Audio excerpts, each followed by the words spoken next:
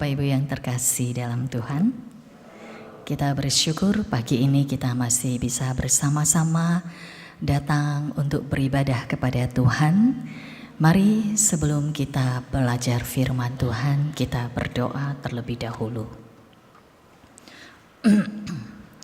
Ya Tuhan, terima kasih atas kesempatan yang indah ini. Kami masih diberi ruang waktu untuk datang beribadah kepadamu. Sungguh kami tahu ini bukan karena kemampuan kami, tetapi karena belas kasihan dan anugerah Tuhan semata-mata. Terima kasih Tuhan, dan kami tahu kesempatan yang terbatas ini sangat susah untuk didapatkan. Oleh karena itu, tolong setiap kami untuk bisa menghargai kesempatan ini, datang mendengar suaramu, datang seperti seorang murid, membuka telinga dan hati untuk diajar oleh Tuhan. Engkau adalah guru agung kami Tuhan, ajarlah kami, bawa kami untuk memiliki pengertian yang tepat dan benar akan firman-Mu, dan berikan kami kekuatan untuk menjalankannya. Terima kasih ya Tuhan, terima kasih. Dalam nama Tuhan Yesus kami bersyukur dan berdoa. Amin. Bapak Ibu yang terkasih dalam Tuhan, di dalam sejarah Tiongkok itu pernah dicatat ada satu raja dari dinasti Qing yang bernama Qianlong yang pernah turun untuk ke rakyatnya, ya, melihat kondisi rakyatnya dengan cara menyamar, ya. Kadang dia menyamar sebagai seorang pedagang, saudagar yang kaya raya. Pernah juga dia menyamar sebagai pekerja tambang, ya, kuli tambang, ya. Rakyat tidak tahu, ya. Tujuannya apa? Tujuannya supaya dia mengerti kondisi rakyatnya, lalu kemudian dia bisa membantu mengatasi masalah yang terjadi. Khususnya waktu itu China sering mengalami banjir. Di China sering terjadi banjir. Tetapi banjir itu hampir tiap tahun terjadi, ya. Jadi dia turun untuk melihat apa yang terjadi, situasi yang real di lapangan. Lalu kemudian dia mau melihat apakah para pejabat-pejabat daerahnya itu loyal kepada dia, ya. Tetapi setiap kali dia turun, ya, pada waktu pejabat tidak tahu itu tidak masalah, ya. Tetapi kalau pejabat sudah tahu, khususnya pejabat yang melakukan kejahatan, korupsi, itu akan gemetar, ya, akan gentar, ya. Jadi pada waktu pejabat yang korupsi tahu bahwa raja datang, wah, mereka takut sekali, ya, gentar, ya.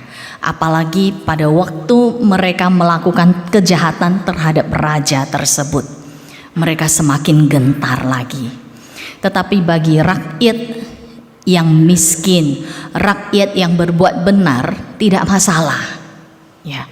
Mereka malah bersukacita karena ada raja yang mau memperhatikan mereka. Bapak Ibu yang terkasih dalam Tuhan, di dalam kehidupan kita ada raja di atas segala raja yang memegang peranan yang paling penting, memegang kendali dalam kehidupan kita.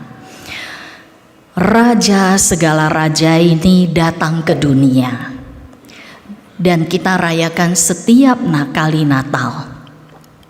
Tetapi waktu Natal lewat, mungkin kita sudah lupa. Kita memiliki raja segala raja yang turun ke dunia ini.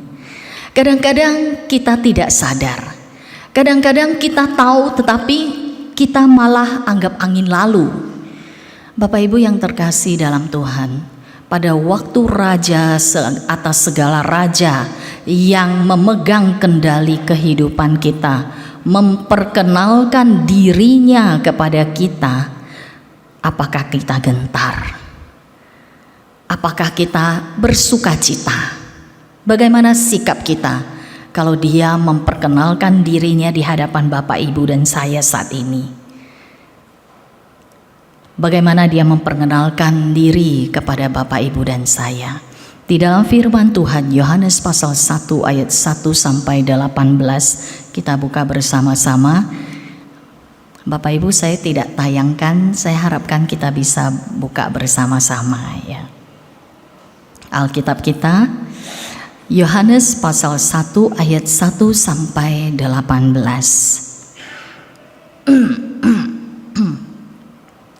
Yohanes 1 ayat 1 sampai 18.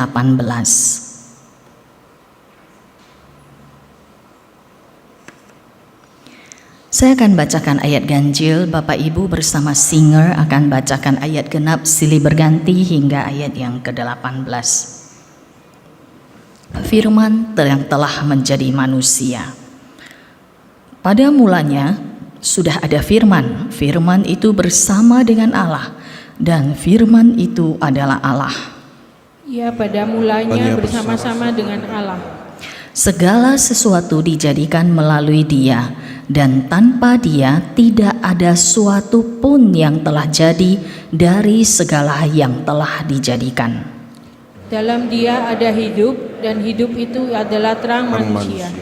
Terang itu bercahaya di dalam kegelapan, dan kegelapan itu tidak menguasainya. Datanglah seorang yang diutus Allah, namanya Yohanes. Ia datang sebagai saksi untuk bersaksi tentang terang itu, supaya melalui Dia semua orang menjadi percaya.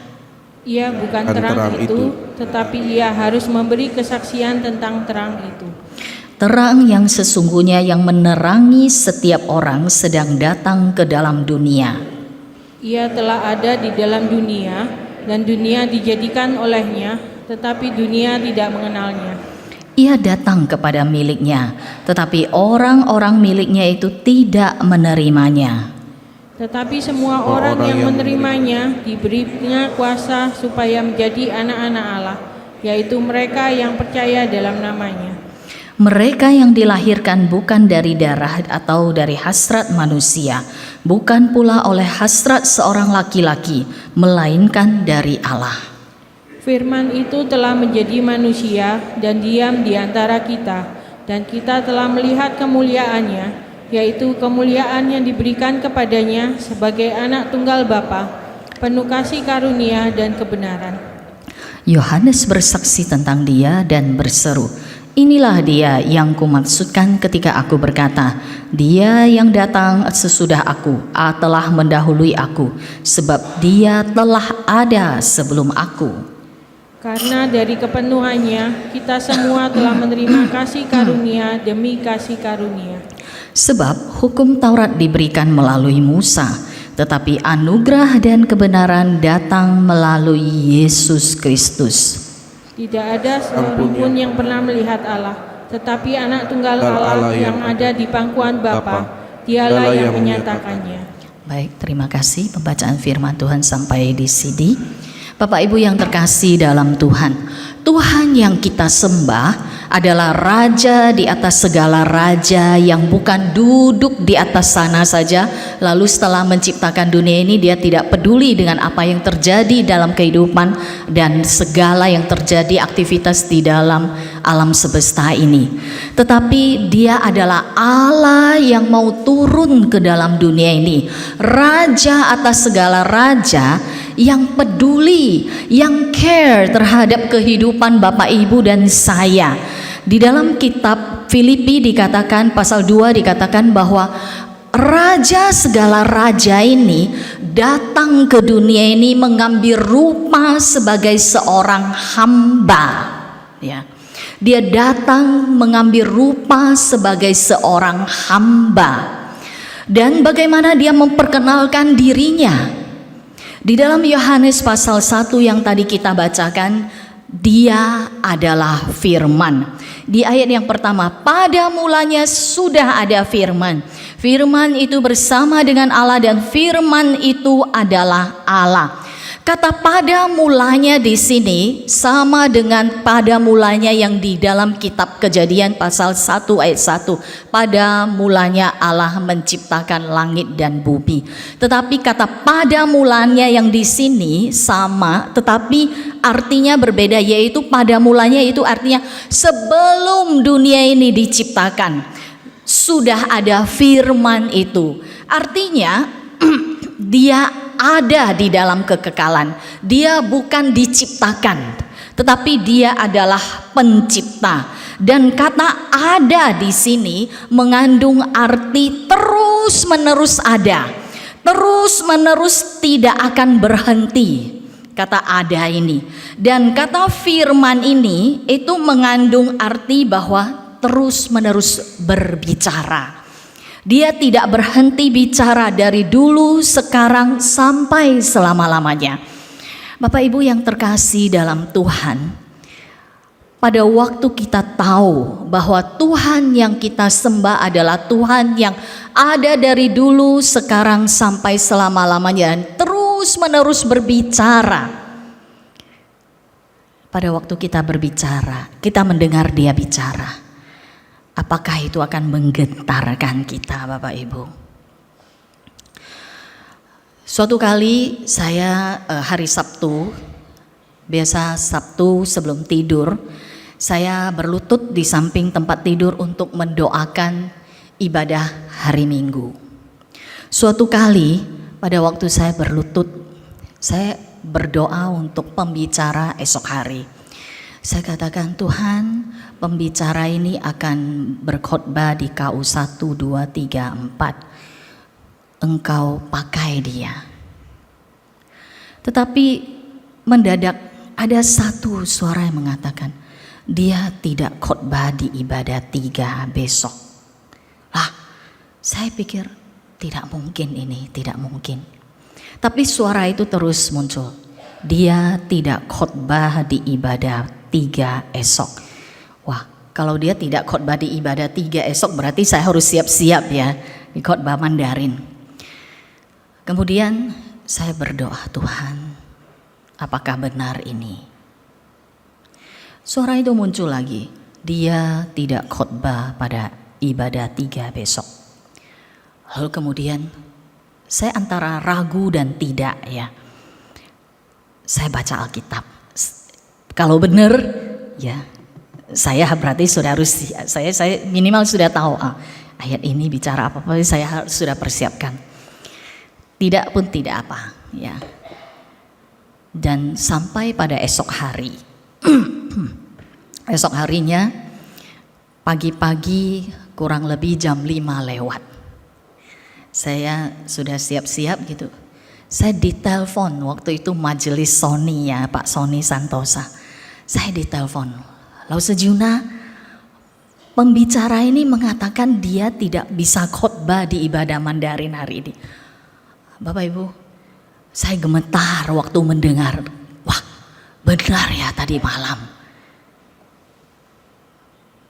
Bapak Ibu, pada waktu kita tahu Tuhan yang kita sembah adalah Tuhan yang berbicara kepada kita, itu artinya dia nyata, hidup. Dia ada sampai sekarang. Di sepanjang Alkitab, di dalam Alkitab kita selalu melihat Tuhan yang kita sembah adalah Tuhan yang berbicara kepada umat pilihannya, kepada manusia yang berkenan kepadanya, kepada setiap orang yang mau datang kepadanya.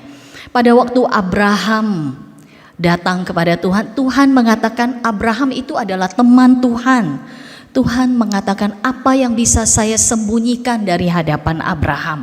Lalu Tuhan mengatakan kepada Abraham bahwa dia akan memusnahkan Sodom dan Gomora. Lalu Abraham tanya, wah Tuhan, kalau di Sodom Gomora ada 50 orang benar itu bagaimana?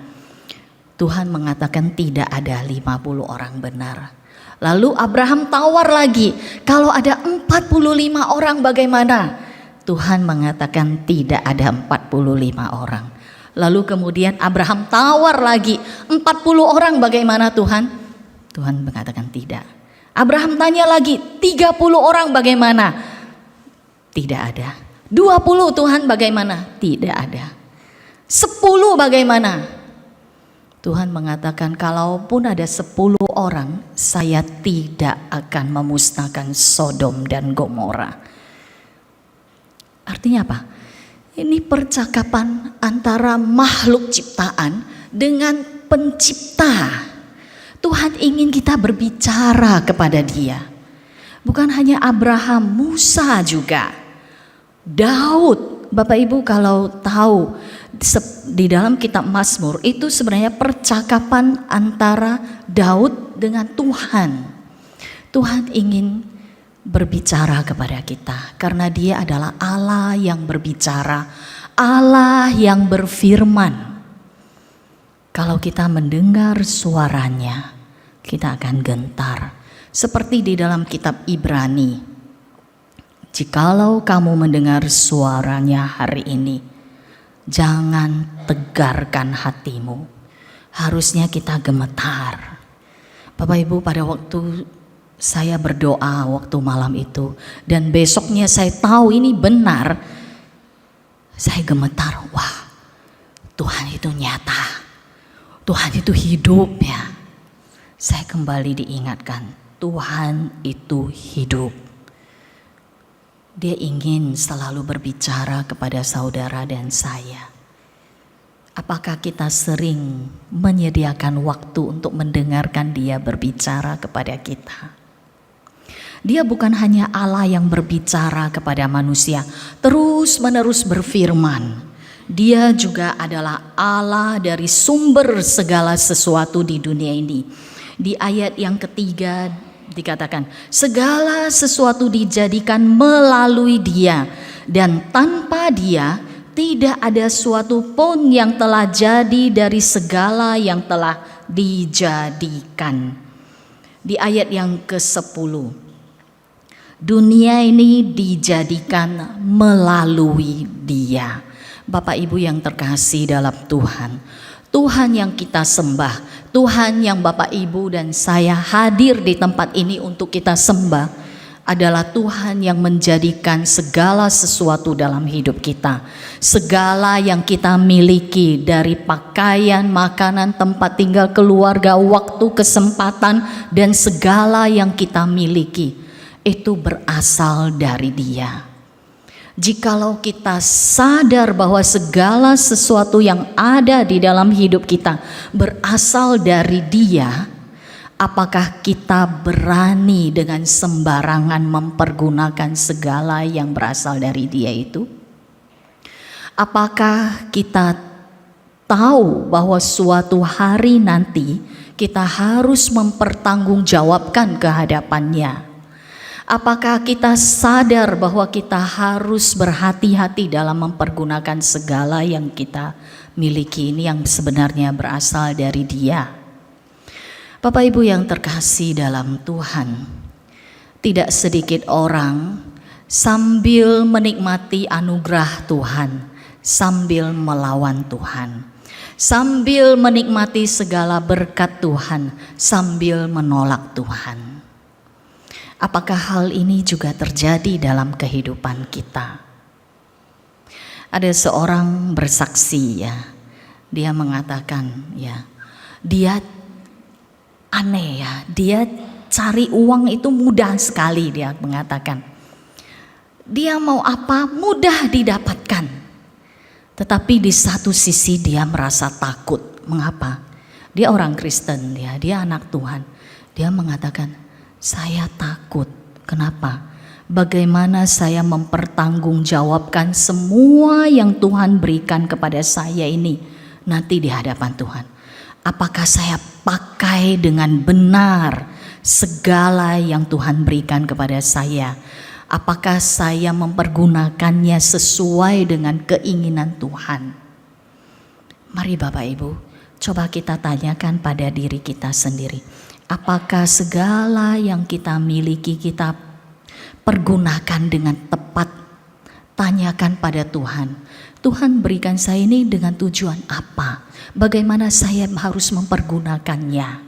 Bagaimana saya harus menjadikan berkat yang Tuhan berikan kepada saya ini menjadi berkat bagi orang lain. Kalau kita tahu dia adalah sumber berkat, sumber segala sesuatu dari hidup kita, dan kita diminta akan mempertanggungjawabkan semuanya ini di hadapan Tuhan itu, apakah kita gentar pada waktu kita mempertanggungjawabkannya? Yang ketiga, dia adalah terang. Di ayat yang keempat dan kelima, dalam dia ada hidup dan hidup itu adalah terang manusia. Terang itu bercahaya di dalam kegelapan dan kegelapan itu tidak menguasainya. Di ayat 9, terang yang sesungguhnya yang menerangi setiap orang sedang datang ke dalam dunia. Bapak Ibu yang terkasih dalam Tuhan, apa tujuan terang? Terang tujuannya adalah menyinari kegelapan. Terang dari Tuhan tujuannya adalah untuk menyinari segala dosa kesalahan kita. Pada saat kita disinari oleh firman Tuhan, apakah kita sadar atau kita malah menolak? Seperti ayat selanjutnya dikatakan, terang itu sudah datang tetapi menolak dia. Bapak Ibu yang terkasih dalam Tuhan, pada waktu terang itu menyinari hidup kita, firman Tuhan yang kita baca menyinari hidup kita, bagaimana reaksi kita? Apakah kita sungguh-sungguh, Tuhan saya salah, Tuhan tunjukkan kepada saya apa yang harus saya perbuat? Bapak Ibu yang terkasih dalam Tuhan, di dunia ini sejak manusia jatuh ke dalam dosa, seluruh alam semesta dikatakan masuk ke dalam kegelapan yang paling gelap. Di dalam kehidupan manusia sendiri, kegelapan itu akan terus-menerus merongrong kehidupan manusia hingga manusia masuk ke dalam kebinasaan yang kekal. Itu kegelapan yang paling menakutkan. Tetapi karena Allah mengasihi manusia, Dia tidak ingin manusia, Bapak Ibu dan saya, masuk ke dalam kegelapan yang kekal. Dia tidak ingin Bapak Ibu dan saya terus-menerus hidup di dalam kehidupan yang setiap hari tanpa harapan, hanya menunggu hari kematian yang kekal. Oleh karena itu Dia datang ke dunia ini untuk menyinari Bapak Ibu dan saya. Dan itu nyata Bapak Ibu dalam kehidupan kita. Pak Goan, Penatua Goan pernah mengalaminya. Bagaimana kita dengarkan kesaksian dari Pak Goan?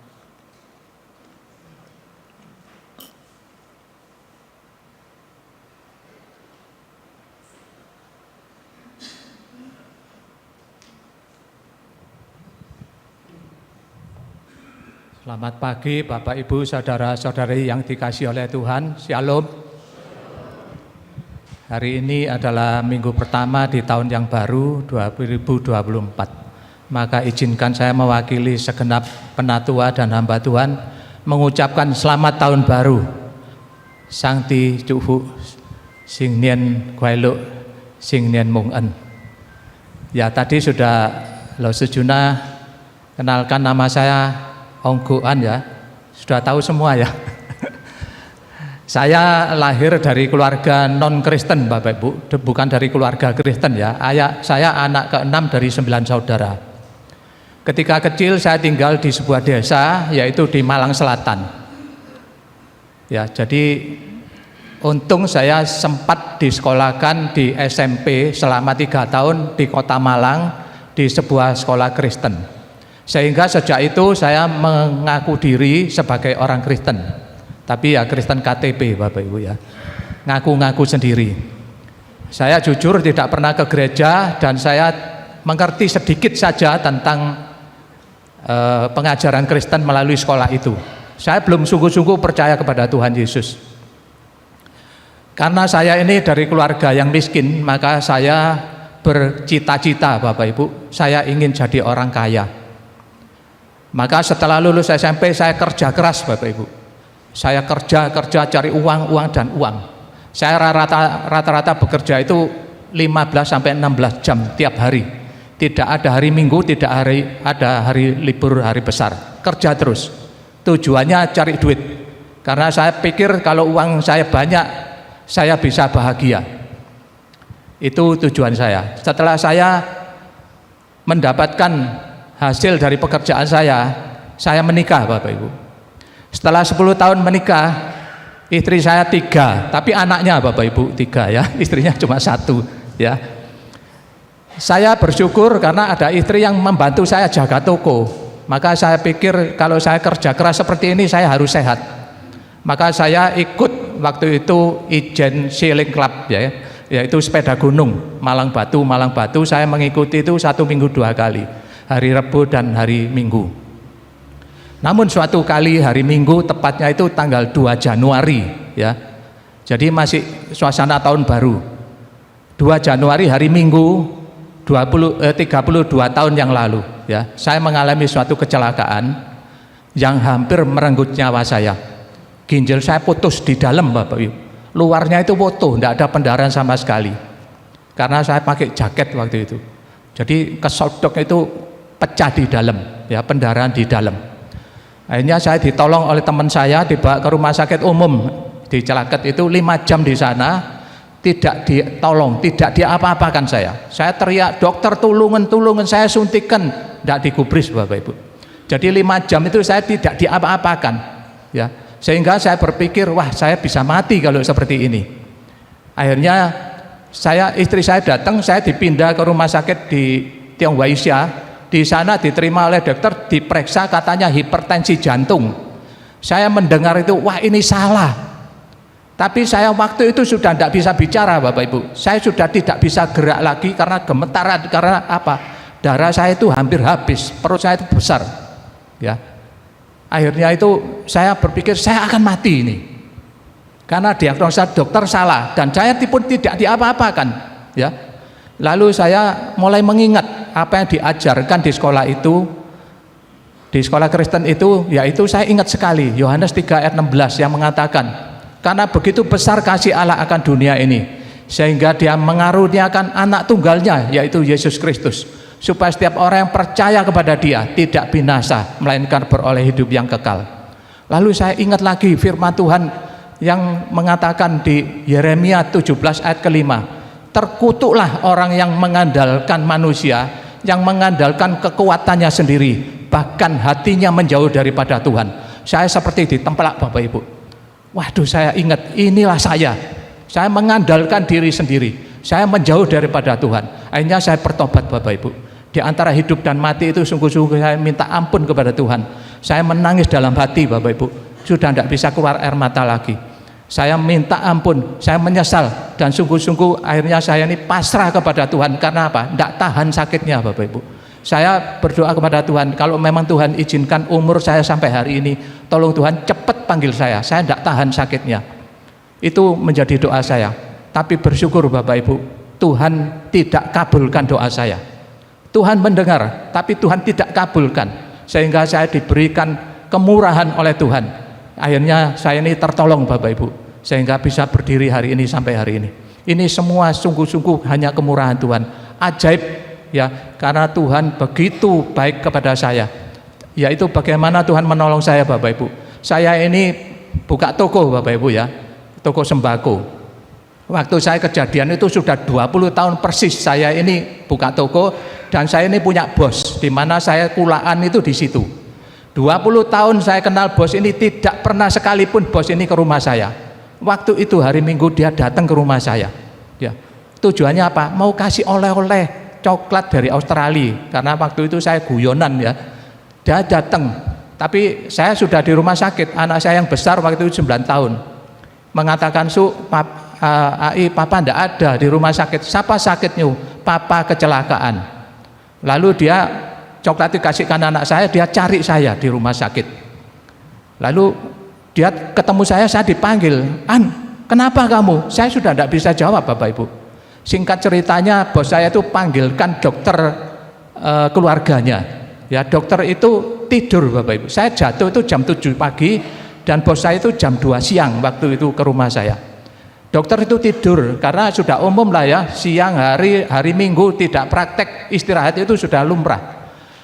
Tapi waktu yang terima telepon itu anaknya dokter, sehingga papanya yang sang dokter itu dibangunkan dan singkat ceritanya datang dan saya dioperasi Bapak Ibu, sehingga saya tertolong. Lalu dokter itu setelah sembuh mengatakan, kamu kalau bukan mujizat Tuhan tidak mungkin hidup. Kenapa? Karena ke satu, HB-mu itu cuma 3 ya, tensimu itu atas cuma 30. Saya sebagai seorang dokter ahli bedah harusnya itu tak transfusi dulu, ditransfusi tambah darah supaya bisa berputar. Tapi tidak mungkin ditransfusi bocor di dalam, mau habis darah berapa katanya gitu. Kedua, istri saya itu untung keluar, yang terima telepon itu anak saya. Kalau istri saya yang terima telepon tidak mungkin saya dibangunkan. Ini dokter yang cerita sendiri Bapak Ibu. Ya, jadi saya sungguh-sungguh bersyukur kepada Tuhan, bagaimana Tuhan menolong begitu ajaibnya. Ya, bos saya tidak pernah datang, kok datang tepat hari itu. Lalu istri dokter kok pas pergi. Ya, kalau terima telepon istrinya tidak mungkin dokter itu datang. Jadi semua itu ada yang ngatur Bapak Ibu. Siapa? Kalau bukan Tuhan. Inilah yang menjadi ucapan syukur saya kepada Tuhan. Sehingga sejak itu Bapak Ibu, saya rajin ke gereja. Saya ingin mengenal Tuhan lebih dekat lagi. Saya ingin tahu apa kehendak Tuhan atas hidup saya. Maka saya mengikuti segala kegiatan gereja Bapak Ibu. Saya rajin mengikuti persekutuan demi persekutuan, pembinaan saya ikuti. Saya sungguh bersyukur ya, pengenalan akan Tuhan itu luar biasa Bapak Ibu. Membuat saya ini bersuka cita. Saya punya ketenangan, bahkan saya punya kepastian yang nyata. Kapanpun, dimanapun, keadaan apapun, kalau saya meninggal dunia, saya yakin dengan pasti Tuhan pasti terima saya masuk ke surganya, mendapatkan hidup yang kekal. Itu yang luar biasa yang saya dapatkan Bapak Ibu. Dan saya bersyukur setelah itu saya ingin ngerti bagaimana sih supaya Tuhan itu memberkati kita. Ada firman Tuhan yang mengingatkan saya dan kita semua Bapak Ibu. Yeremia pasal 17 ayat ke-7 itu mengatakan, diberkatilah orang yang mengandalkan Tuhan, yang menaruh harapannya kepada Tuhan. Wah, ayat ini sungguh menolong saya Bapak Ibu. Sehingga sejak itu saya pasrahkan segenap hidup saya kepada Tuhan. Apapun yang saya kerjakan, baik pekerjaan saya, baik keluarga saya, rumah tangga saya, kesehatan saya, apapun cita-cita saya pasrahkan kepada Tuhan. Saya mengandalkan Tuhan saja.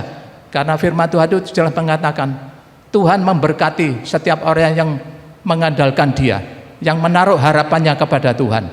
Jadi Bapak Ibu, lalu saya ingat lagi apa yang dikatakan di dalam Matius 6 ayat 33. Carilah dahulu kerajaan Allah dan kebenarannya, maka semua itu akan ditambahkan kepadamu, kepada kita.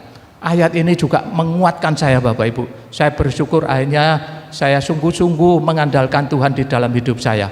Ya, semoga Bapak Ibu kita semua jangan lupa, jangan abaikan Bapak Ibu. Karena yang terpenting harus kita miliki dulu. Apa itu? Yaitu kepastian keselamatan, kepastian bahwa kalau kita meninggal dunia, kita pasti diterima sama Tuhan masuk ke surga. Karena apa yang saya alami waktu saya kecelakaan itu, artinya apa Bapak Ibu? Sewaktu-waktu kita ini bisa mati, ya. Sewaktu-waktu, tidak harus tunggu tua dulu, tidak harus tunggu sakit penyakit dulu, penyakit baru kita bisa mati. Tidak, sewaktu-waktu kita ini bisa mati, kapanpun, tidak ada yang tahu, termasuk kita semua.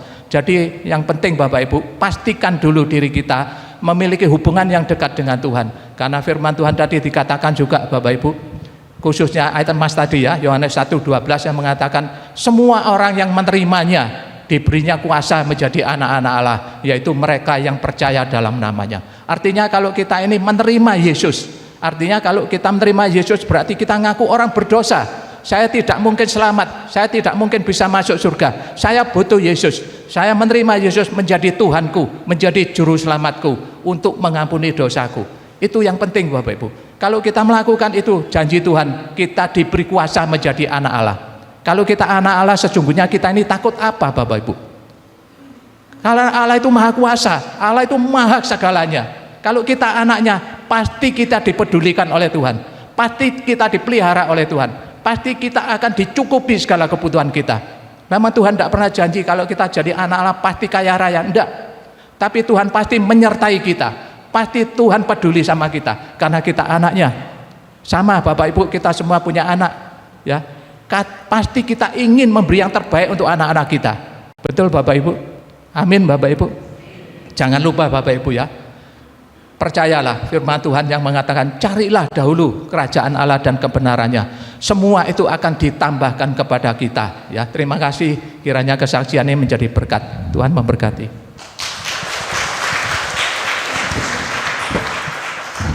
Terima kasih Penatua Goan. Bapak Ibu yang terkasih dalam Tuhan, Tuhan yang kita sembah seperti dikatakan, Dia adalah Tuhan yang berbicara kepada kita dalam setiap situasi kondisi kita dengan berbagai cara Tuhan yang kreatif.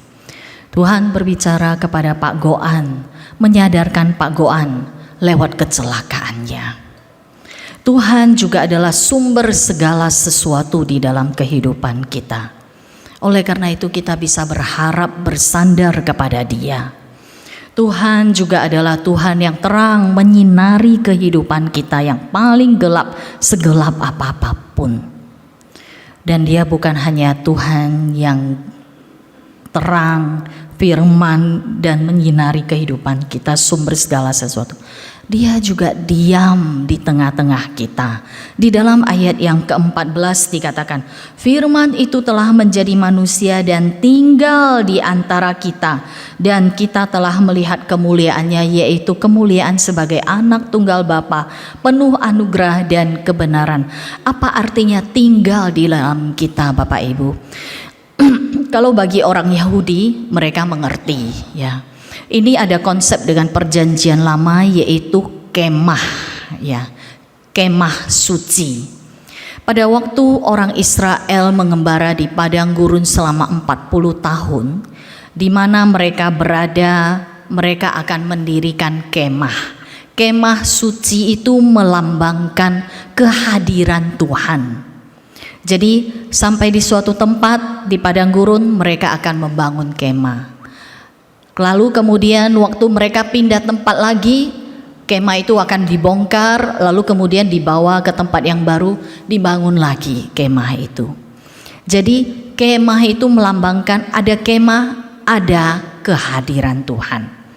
Tetapi sampai di dalam perjanjian baru, diam di antara kita itu artinya Tuhan itu datang sendiri ke dunia ini. Dan Dia ada di tengah-tengah manusia di dalam setiap musim kehidupan kita. Baik hidup kita lancar ataupun susah, ataupun penuh masalah. Baik itu senang atau susah, Dia tetap ada di dalam kehidupan kita. Dan Dia adalah Allah yang Immanuel, Allah yang beserta kita, yang tidak pernah meninggalkan kita. Di dalam kitab Yesaya pasal 55 ayat 4 mengatakan, biarpun gunung-gunung beranjak dan bukit-bukit bergoyang, namun kasih setiaku tidak akan meninggalkan engkau. Ini adalah firman dari Tuhan alam semesta. Bapak Ibu yang terkasih dalam Tuhan, Dia ada di dalam setiap musim kehidupan kita. Dia tidak pernah meninggalkan kita. Tetapi masalahnya apakah kita mau menerima Dia? Kalau kita mau bertemu dengan pemimpin negara, katakan kita mau ketemu dengan presiden, kita nggak bisa katakan saya telepon presiden langsung bisa ketemu. Tidak, ada banyak protokol yang harus dilalui. Tetapi Raja segala raja ini, Dia datang ke dunia dan membuka dirinya untuk kita temui setiap saat, setiap waktu, 24 jam standby terus menerus. Di dunia ini siapa manusia mana yang bisa standby 24 jam terus menerus? Tidak ada Bapak Ibu. Tetapi pencipta kita, Raja atas segala raja, itu standby selalu menunggu kita, dia mengulurkan tangannya untuk kita. Sekarang masalahnya di kita.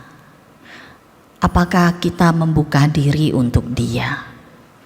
Apakah kita sungguh-sungguh sadar bahwa dia terus-menerus ingin berbicara kepada kita? Dia menunggu kita berbicara kepada dia. Apakah kita sadar dan ingat selalu bahwa dia adalah sumber segala sesuatu yang kita miliki di dunia ini? Dan kita bisa bersandar, berharap kepada dia, mengandalkan dia. Apakah kita selalu datang kepada terang ini? Dan kita sadar dia ada di tengah-tengah kita, di dalam setiap aspek kehidupan kita dan setiap musim kehidupan kita. Bapak Ibu, jikalau kita kenal siapa Tuhan yang kita sembah ini, kita tidak akan gentar dalam menghadapi kematian. Karena dia adalah Allah yang menggentarkan kita dengan suaranya, dengan firman-Nya, dengan segala pemenuhan kebutuhan untuk kita, dengan segala terang yang dia pancarkan di dalam kehidupan kita, menyinari kita di tengah-tengah kegelapan kita. Dia ada di tengah-tengah kita. Raja segala raja mau tinggal di tengah-tengah kita, manusia yang berdosa, makhluk ciptaan yang tidak ada apa-apanya sebenarnya. Bukankah ini sesuatu yang menggentarkan? Jikalau presiden suatu hari mengatakan, Pak Jokowi mengatakan saya mau tinggal di rumahmu, bagaimana perasaan Bapak Ibu dan saya? Gemetar ya, gentar. Wah, pasti kita akan mempersiapkan segala sesuatu dengan baik, betul tidak? Sekarang raja segala raja datang ke tengah-tengah kita, tinggal di tengah-tengah kita, di dalam hidup kita. Apakah kita sadar dan ini menggentarkan kita? Bapak Ibu, mari kita datang ke hadapan Tuhan. Tuhan yang kita sembah adalah Tuhan yang berinisiatif untuk menjangkau kita. Mari kita datang ke hadapan Tuhan. Kita mohon Tuhan mengoreksi hidup kita.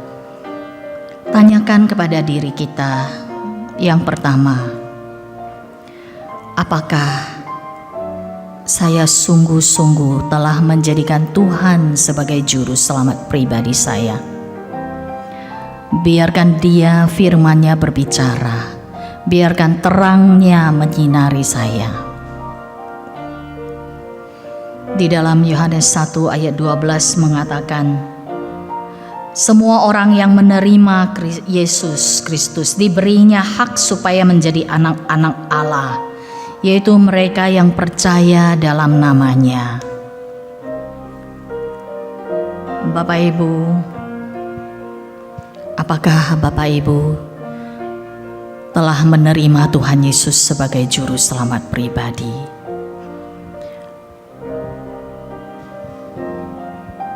Jikalau belum, saat ini juga katakan, Tuhan, saya mengaku saya adalah orang berdosa. Saya mau menerima Engkau sebagai juru selamat pribadi saya. Ampuni saya, Tuhan. Saya mau selalu mendengar Engkau berbicara kepada saya. Saya mau Engkau menerangi hidup saya.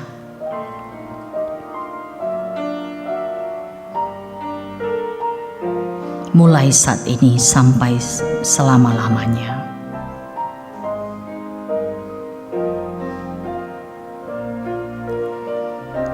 Yang kedua, jikalau Bapak Ibu sudah menerima Tuhan Yesus sebagai juru selamat pribadi, apakah Bapak Ibu menjadikan dia sebagai tuan atas hidup saudara, Bapak Ibu dan saya? pada saat Dia berfirman, berbicara kepada kita, tetapi kita tidak mau mendengarkan suaranya. Kita lebih mengikuti keinginan kehendak kita. Saat firman-Nya menerangi kita, menerangi kegelapan hidup kita, apakah kita menutup diri dan tidak mau membuka diri untuk dikoreksi oleh Tuhan? Artinya kita masih menjadikan diri kita sebagai tuan atas diri kita, bukan Tuhan yang menjadi tuan atas hidup kita. Jikalau demikian, mohon Tuhan ampuni.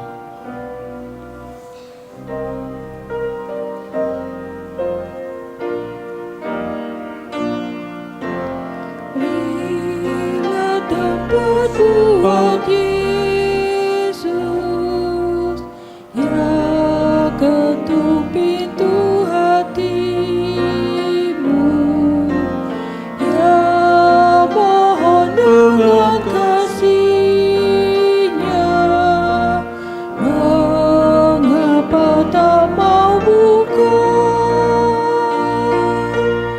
Bukalah hatimu segera, jangan kau biarkan Dia. Terimalah anugerah Tuhan selagi berkesempatan. Beri tempat bagi dunia, beri tempat bagi Dia. Sebenarnya kau miliknya, mengapa tolak Dia? Bukalah hatimu segera, jangan kau biarkan Dia. Terimalah anugerah Tuhan selagi berkesempatan. Mari kita berdoa. Ya Tuhan, kami datang ke hadapan-Mu. Kami bersyukur atas kesempatan pada pagi ini. Kami boleh datang beribadah kepada-Mu. Tuhan, terima kasih untuk kesempatan kami boleh kembali diingatkan lewat firman-Mu. Engkau yang datang ke dunia ini adalah Tuhan, Raja di atas segala raja, yang masuk ke dalam kehidupan kami, tinggal di dalam kehidupan kami, yang selalu berbicara kepada kami, yang menyinari hidup kami, yang terus-menerus memberikan segala yang kami butuhkan. Tetapi seringkali kami lupa, bahkan tidak sadar. Ampuni kami ya Tuhan. Dan Tuhan, kami mohon Engkau menolong setiap kami yang hadir pada pagi ini. Kami mohon Tuhan, Roh Kudus terus menerus berbicara kepada setiap kami yang hadir pagi ini. Tolong ya Tuhan, Engkau tilik satu persatu hidup kami yang hadir pada pagi ini. Lihat apakah hati kami sungguh-sungguh bersih di hadapan-Mu. Lihat apakah hidup kami berkenan di hadapan-Mu. Tuhan, tolong kami, sadarkan kami selalu. Jangan sampai pada saat kesempatan ini berlalu, jangan sampai pada saat kami menghadap tahta putih, tahta kerajaan Allah nanti, kami gemetar, kami gentar, tidak bisa berdiri dengan teguh. Tolong setiap kami ya Tuhan. Kehadiran-Mu di dunia ini yang telah menggentarkan dunia juga boleh menggentarkan setiap kami dan terus menerus menggentarkan kami agar hidup kami boleh selalu berkenan kepada-Mu, selalu disadarkan oleh Tuhan. Terima kasih Tuhan, terima kasih. Berkatilah setiap yang hadir pada pagi ini ya Tuhan. Mohon Tuhan, kami tidak ingin setiap yang hadir ini datang dengan sia-sia. Berbicaralah terus-menerus kepada kami Tuhan. Dalam nama Tuhan Yesus kami berdoa. Amin.